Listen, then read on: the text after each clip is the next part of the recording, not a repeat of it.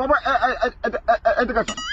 আরে এক প্লেটের 3টে পরোটা, আনলিমিটেড তরকারি, এক টুকরো পেঁয়াজ, একটা সেদ্ধ ডিম, একটা কাঁচা লঙ্কা, শুধুমাত্র 30 টাকা। যেখানে আপনার সাথে টিকিট হবে না, এডিট করতে হয়, খেয়ে যাও। এই যে দাদা শুনছেন, আরে এইদিকে আসুন, খেয়ে যান আমার পকেট পরোটা। এক প্লেটে 3টে পরোটা, আনলিমিটেড তরকারি, একটা সেদ্ধ ডিম, এক টুকরো পেঁয়াজ, একটা কাঁচা লঙ্কা, শুধুমাত্র 30 টাকা। বলছি অভিনন্দন, বলছে নাকি এক প্লেটে 3টে পরোটা, আনলিমিটেড তরকারি, একটা সিদ্ধ ডিম, এক টুকরো পেঁয়াজ, শুধুমাত্র 30 টাকা। তারপর বোধহয় বলছে এতে ট্রেনের টিকিটও হবে না।